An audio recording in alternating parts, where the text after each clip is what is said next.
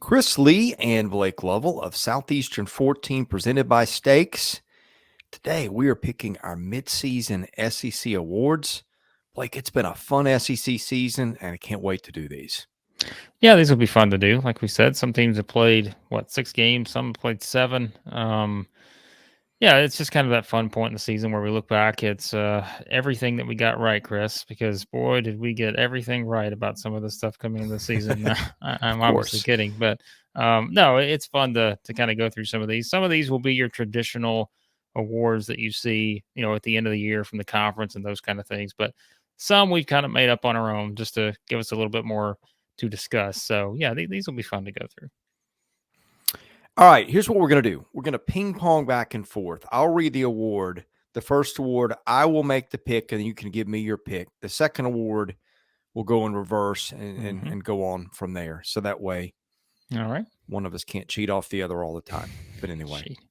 in case It's I was not going to like me cheat in off high you all school, the time. Chris. It's not like me in high school, cheating off of other people. So Right. We've got the ACT monitors here keeping close watch. Okay, first one, although I don't think there will be any cheating off your neighbor's paper on this one. Midseason coach of the year. Look, I think this is easy. I think it's Josh Heupel. It's not just 7-0. It's not just who Tennessee has beaten, and I would guess that Tennessee has the best resume of wins in the country. Blake, do you remember where the Vols were 2 years ago? Do you remember how bad that was getting under Jeremy yeah, Pruitt, the mess that they were in, not just the losing, not just the culture, but the fact is that was a defensive-minded coach. Usually defensive-minded coaches put their best players on that side of the ball, and I get that it's different now with the portal and all those things, which Josh Heupel has used to his advantage, but I don't care what qualifications you give it. Josh Heupel has done an incredible job at Tennessee. yep, he's the choice for sure. Again, in our midseason awards, he could still be that choice by the end of the season, depending on what happens the rest of the way. But yes, I think he's the guy that pretty much everyone's going to put at the top of their list right now. I know Blaine kind of also made the case for Kirby Smart too, which I think there's a good argument to that based on how much they lost and what they've still been able to do this season at this point. So, but yeah, I would have Heupel at number 1, Chris. So, all right, let's go to the offensive player of the year. I think this is another one that's, quite frankly, I feel pretty confident about where things stand on this because and this is again where you look at something and say, well, is it, what's it about necessarily? Is it just about the stats? Is it just about, this or that? To me, it's, a question of the value you bring plus the stats and all these things. And I mean, I'm going to go Hendon Hooker here. I just think that, again, like we said, he could very well be the front runner for the Heisman right now with CJ Stroud. We talked about it. I think it's Hooker, Stroud in some order. Bryce Young's probably 3. You know, I think still, even if Bryce Young had played the other games and not been injured, if Tennessee still wins this game, against Alabama, we're probably still giving this to Hooker, in my opinion. So I'm going to go Hendon Hooker. His command of that offense has been something else to watch. But yeah, I just think he's probably my first choice in that category. 2 would, quite honestly, probably still be Bryce Young to me. And then you've got some of those guys that, may fall into our most underrated player category when we get to it here in just a minute. So, Yeah, I think Hendon Hooker is an easy call. If you like your stats, Hendon Hooker has completed 70% of his 170 throws, 15 touchdowns to 1 pick. Rushing, he ran for 56 against Alabama, 56 against LSU, a buck 12 against Florida. If you want showing up for big games at the right time, which I really think that's what this is, it's a combination of did you put up good numbers, but did you help your team win when it needed it the most? Hendon Hooker checks that box too. That is an easy one. Okay, defensive player of the year. I don't think this was easy. I'm going to go Emmanuel Forbes, though. I think he's picked 5 passes, which leads the league, I think, by a couple. I don't know if he leads the league in breakups, but it's close. I check Pro Football Focus because they look at not just what are the plays you make, but what are the ones you don't make. He's the highest rated corner in the league maybe the highest rated defender in the league based on its formula.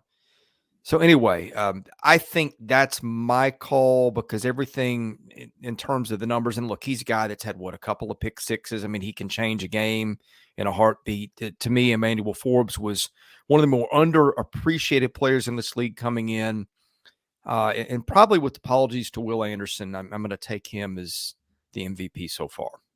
Let me ask you this: like, if Will Anderson has a normal Will Anderson game against Tennessee, like, he's probably the choice, right? Or do you think it's still Forbes at that point? I mean, I still, because again, I think that game against Tennessee was so glaring that we came into this talking about, like, what were we not still kind of discussing Will Anderson and saying, boy, he's really, I mean, this guy's one of the best players in the country. And I don't know, like, I wonder if like opinion just falls off. And again, that's not to say that I think he'd still be in the top, what, Chris, probably top 3 or 4 in this conversation. But I just wonder how much, for other people who, and by the way, make your own picks in the comments. We want to hear what you guys are picking for your midseason awards, but I'm curious what kind of impact that have. I'm going to give you another name here, Chris, and I think you're probably on it here because this is an award I think it can go in different directions. There is a guy that the more I look at his stats, and you said it as we started kind of discussing our picks here, we're like, could you really pick someone off of Arkansas's defense the way that it's played? Mm-hmm. It's really hard to do that. But you know what? Drew Sanders has got some really good stats. Yeah. His stats are pretty good. 63 tackles, 7 sacks. You got 3 forced fumbles. Some really good numbers. But I think, again, the problem maybe just becomes, and that's not his fault, right? Necessarily what's been around him at times, just the injuries and those kind of things. So maybe hard to pick, but there's kind of one of your under the radar choices, perhaps, in that defensive category. So who's your pick? I mean, I You're going to try to get out of that without making a pick, weren't No. I said I backed up what you said. I think you make a good argument about the impact that Forbes has had.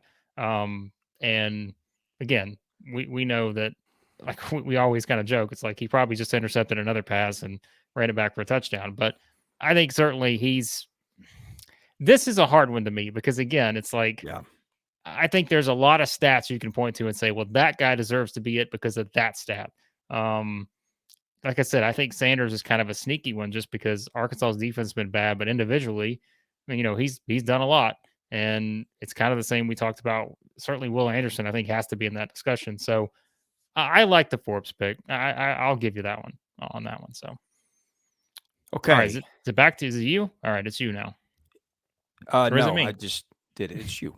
It's back to me. So we're now to our biggest surprise. Now, this can be what, Chris? We said this can be player, this can be team, this can be storyline. Like, it can be anything. I think you kind of throw into that category, right? Boy, this is one that I'm like thinking of on the fly, but I think I know where I'm going to go here. I think the biggest surprise to me has been just how incredible Ole Miss's running game has been. Like, I think we came into the season thinking they could be really good, right? Like, we talked about Evans and all that, but what Quinshon Judkins has done, on top of that, like, again, I thought they'd be good, but I can't say I thought they would be putting up hundreds and hundreds of yards like they have on teams at times. So, I think in the grand scheme of things, if we go beyond the fact of Tennessee, which I was high on Tennessee, I can't say I'm shocked that they are where they are because I was always the high man on Tennessee to this point. But if we're looking for different stuff like that, I just think Ole Miss's running game has been, again, one that I thought was going to be good, but it has hit another level that maybe I didn't even think it would hit. So that's a good pick. I like that. I went a different direction. This player, Blake, well, I'll have to find his stats. Well, I will tell you this. This won't be exact, but this is from memory.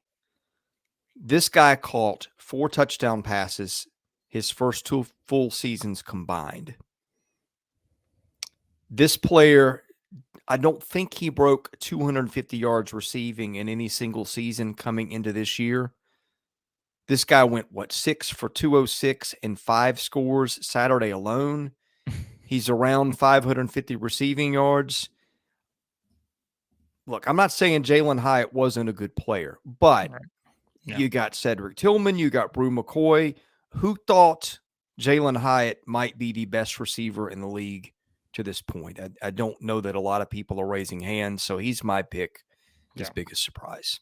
I think that's an easy choice too. I would have put him right behind where I have Ole Miss. That was the first thing that came to mind for me. But that's another one where it's like now that I'm like, how can you not kind of go with that one? Probably based on just the impact he had, and I mean, again, recency of what he did against Alabama. It's just remarkable. And you know what? That Chris, that can be another part of the biggest surprise to me. What Tennessee's offense has done without Cedric Tillman, like it has still looked remarkable, right? Like without Tillman, without what we said was going to be their best playmaker. Well, it still put up 52 against Alabama without him, and so that factors into the Jalin Hyatt one too. So yeah, I think that's a good point. I shrug my shoulders on that a little bit because I just think Hendon Hooker's that good. But that's a great point you raised there. Biggest disappointment. Well, I got this one easy. Well, I'm going to pick one because I've got two in mind, and then I'll tell you my alternate pick, or maybe this is a tie. I think I know where you're going to go, so I'm going to go a different direction, and then if you don't pick this one, I'm going to give this one maybe a tie for first. Spencer Rattler. He has turned the ball over a ton. I know South Carolina's done okay in spite of that, but if you were hoping that you got the Spencer Rattler that was a preseason Heisman contender, 14 months ago, that's not the guy Carolina got, and I wanted to see more from Spencer Rattler in a good way than I have seen.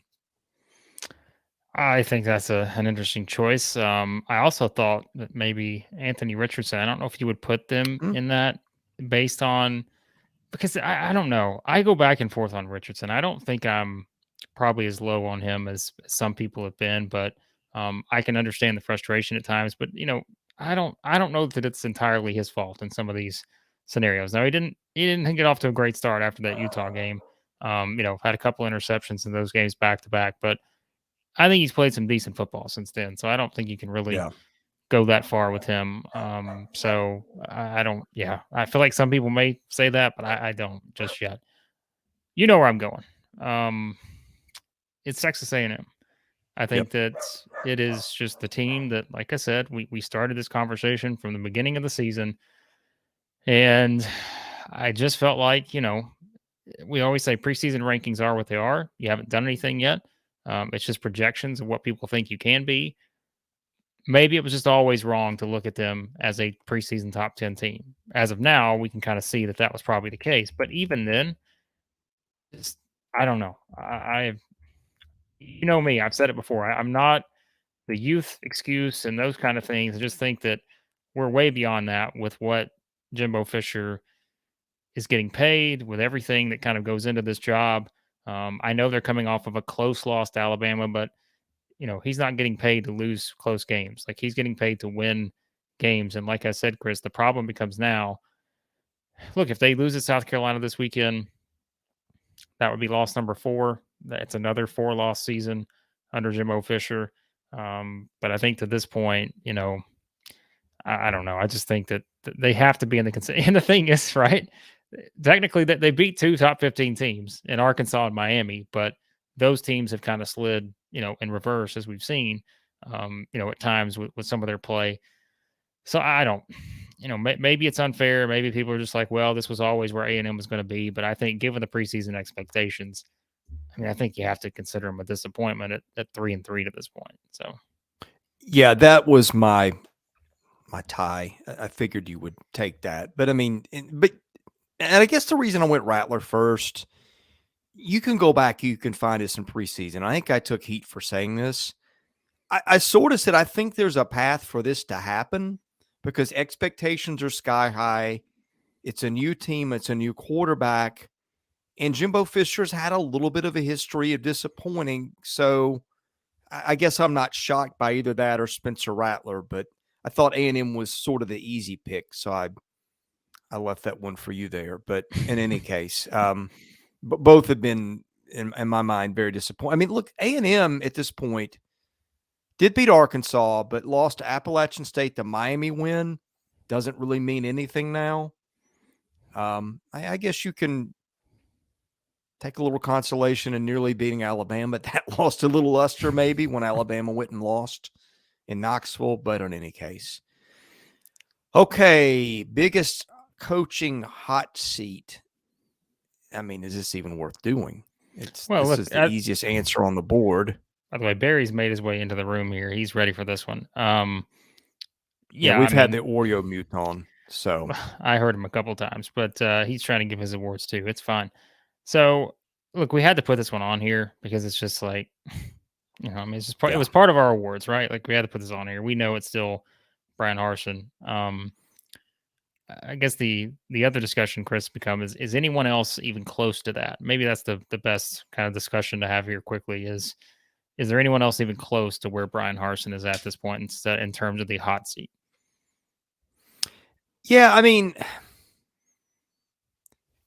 Jimbo Fisher, for whatever that's worth, people have their opinions on that. It's what, $91 million to fire him or whatever the number is. I mean, the one that could pop up this weekend is if Missouri loses to Vandy. That's a good point. I think because you're right. then Missouri would be what, 2-5 with the loss. Excuse me, with the loss to a team that is a 14.5 point favorite over. That would be a presumptive hot seat. I still don't think it reaches Bryan Harsin levels, but I think you're right. If we're going to have something other than the obvious, that is the one. There you go. I think that's the best choice there for that one. All right. We got 3 more to go here, and we may come up with another one on the fly. We'll see. Most underrated storyline of the season. That's a tough one, I guess. I feel like it's, you kind of have to think about this one because I'm like storyline, right? Like what's the storyline? And I guess it's like, what do you say is underrated? Do you have your answer? Because if you do, I'm going to let you go first, and then I'm going to. Yeah, it's a vague answer. I think that we fall into the trap of Team A lost to Team B, and so therefore Team A sucks. And we're too up and down week to week. This guy's terrible. This defense is terrible. I said this before the season.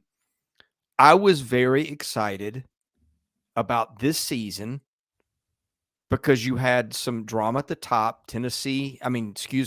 Georgia, Alabama. Tennessee's now joined those 3 in that group of teams fighting for national titles. Oh, by the way, Ole Miss has 2, at this point. But I just think week to week, the parity that you get in this league, Florida's our number 10 team in our power rankings. Florida beat Utah. I think we look at these teams too much and say, this team can't do this. It can't do that. I think there's a lot of really good teams in this league this week. It just seems to me like years past, you just looked at the matchups every weekend, and 4 out of 5, you just said, this team's going to beat that team out. I don't need to think about it. And maybe 20% of the time you needed to think. I think this year, you have to think about it a little bit more at times. I think what is underrated is sort of the parity in this league from, say 4 to 13. I mean, heck, Missouri almost beat Georgia. And you can say what you want about Georgia having an off week, or you can frame it however you want. I mean, Florida was within a few seconds of being able to beat Tennessee and Knoxville. Yeah. It's true. You've got 4 teams right now contending for the national title, and you've got teams clearly in the bottom half of the league that are challenging those teams. I think we underrate just the quality of the teams in this league top to bottom. Well, Barry apparently agrees because he's decided to get in on this conversation. So I was going to go into something else. I don't even remember what I was going to say now. But no, I think you make a good point about that. Just like you said, at the Florida example was the best one. Like again, where we have them ranked, and look, some people may have them higher, but in terms of our composite rankings, they've been around that range for a while now, right? And Mm-hmm. they're still a team that beat Utah, and so yeah, I think that's a good one. I'm gonna go in a little bit of a different direction, maybe on mine, and I think it's going to be more player focused, probably. Um, when you look at kind of the numbers and where things are at with that, I think there's a couple examples here in terms of that you could use, but I'm gonna go with this one. Chris, my most underrated storyline, and I think it's because it's just gotten boring with how much Georgia has just dominated teams. But Mm. there's two things you could go with on Georgia: how good their defense has been, and the other thing is Stetson Bennett is having a really good season. Chris, like I think it's like one of Yeah. those things where, like I think specifically the Missouri game, you could look at it and I mean, that was his worst game of the season, right? In terms of completion percentage and all those things. But like in every other game, I think his completion percentage has been 69% or higher. He's been very efficient. One interception. I know it's like one of those things where we came into the season and I said earlier on, I'm like, Stetson Bennett could be in the Heisman race, like early on in the season, but like he's still having a really good year. And I know we can go back to the conversation we had, right? It's against the bottom four teams in the SEC that they've beaten in our power rankings. Like that's what Georgia's done. But I don't know. I think it's one of those where like, and maybe it's just a more of a Georgia thing where like people are just bored with watching Georgia just decimate teams outside of the Missouri game. Um, maybe like Georgia's dying, and I know it's crazy to say that, like even as, and maybe this is like underrated for us, like in terms of what we talk about week to week. But I think it's just like the fact that Georgia is still doing what they're doing, given how many people that they replaced from last year, and we kept asking the question, how is this team going to compare to last year's team and all those things? Um, you know, it's just like if you take out the fact that they just struggled a little bit at Missouri, they still won the game, like we're still having this conversation of like how have they done this, and it's just Mm-hmm. they have reloaded, and so I think that's kind of a sneaky one that I would throw into the conversation. Yeah. Georgia's given up 9 points a game. Yeah, That's really hard to do, especially when you lose like 19 guys in the first round off your defense last year. yeah. I mean, it's hard to do under any circumstance. But okay. Most underrated player. I'll start it off. I've got two in mind. I've got one on each side. I'm going to hold one of those back. I'll give you the other one to give you a chance to maybe pick that player too. I think the most underrated player in this league might be Will Shepard at Vandy. I would put him in there. Yeah, Terrific receiver, 38 catches, 497 yards, 8 touchdowns, which would lead the league without Jalin Hyatt. Will Shepard is a really good player. I don't know that 95% of SEC fans that aren't Vanderbilt fans know who Will Shepard is, but he's a very good player on a bad team. That gets you underrated. Will Shepard would be my pick.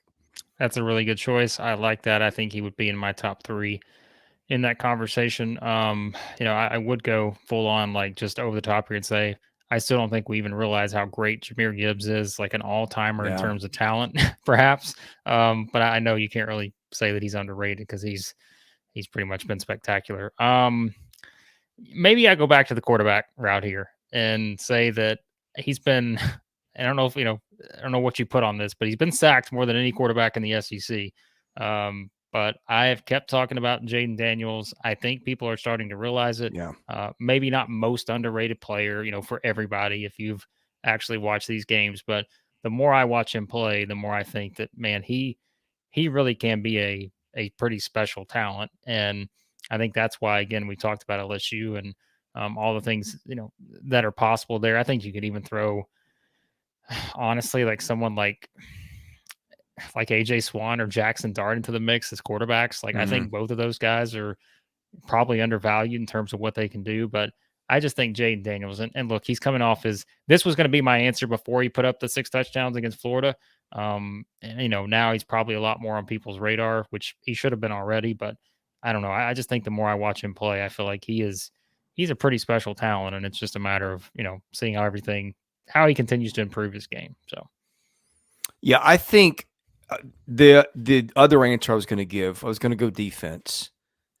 Drew Sanders. I thought that's where you were Yeah. going to go, Well, honestly, I and I mean, wanted to yeah, leave that for that's you. yeah. I mean, look, if Arkansas did not have Drew Sanders, you could put Vanderbilt's jerseys on that defense and you wouldn't know the difference. I mean, Yeah. he's got a bunch of sacks. He's making stuff happen. As bad as Arkansas's pass defense has been, at least Arkansas has Drew Sanders to sack the quarterback and keep the ball from ever getting in the air in a lot of those cases. I just think that sometimes a really good player on a bad unit or a bad team gets overlooked. And Drew Sanders was at Alabama. He was a big-time recruit. I get that. But I think sometimes when, the whole pile stinks, you you miss out on the good things in between. And Drew Sanders has had a very nice year. Okay, best game. I mean, look, All right, this here we is go. Like, we're done here.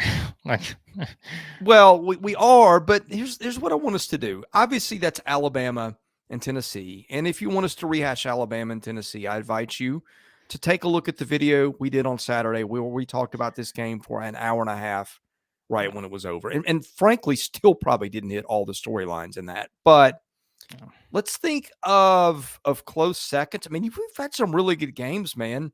Tennessee, Florida ended up being a great game. Texas, Alabama was a great game. Mississippi State, Arkansas. We have had some real winners through the first half of the season outside of the classic in Knoxville that I don't think anybody's going to forget as long as we live. I know you were thinking about another one because I don't think Mississippi State, Arkansas was the one you were thinking of, was it? Were you thinking of Oh, A&M? I meant A&M and Yeah. Arkansas. Okay. Excuse me. I was gonna say. Kentucky, Ole Miss was another one. Yeah, that was another good game. Like you said, I think this is everybody's playing for second here, but I think that was another one I had on my list. The Kentucky Ole Miss one was very interesting. A&M Arkansas, that was another one on there. Alabama Texas was another one I have on my list here, and yeah, I think those are probably the biggest ones to this point. I mean, even Alabama A&M in a sense was. I mean, I think Georgia Missouri was honestly another one of those Oh, games that yeah. was really that's probably like a top one for me too, just given the way that game played out. So yeah, clearly been a lot of games this year, but I mean, I just don't think there's any way anything's topping what we saw to this point, Chris. Nothing's topping it yet, but again, we still got Tennessee, Georgia, Alabama, Ole Miss, Alabama, LSU, LSU, Ole Miss. Like, still a lot of fun games on the schedule. Well, this has been fun. We thank our title sponsor, Stakes. College football season is underway. The best place to make your sports predictions without risking bankroll is Stakes. That's Stakes. Predict anything in the game. Take the game time excitement to the next level. When you compete with your friends and other fans on the Stakes app during weekly competitions, you can build your predictions track record by winning competitions and NFT trophies for making the perfect calls. Go to playwithstakes.com/14. Sign up. Use the invite code Southeastern14 for a double welcome bonus. Okay, we hope you enjoyed this. We are putting out video content basically every day, usually multiple times a day. The best way not to miss any of that is hit that subscribe button. We preview every single SEC game every week. We got basketball stuff already up, a lot more coming. We will have plenty of baseball when baseball season gets here. We will cover that just like we cover everything else. So if you've not subscribed, please hit that button and do. Thank you for watching. For Blake Lovell, I'm Chris Lee.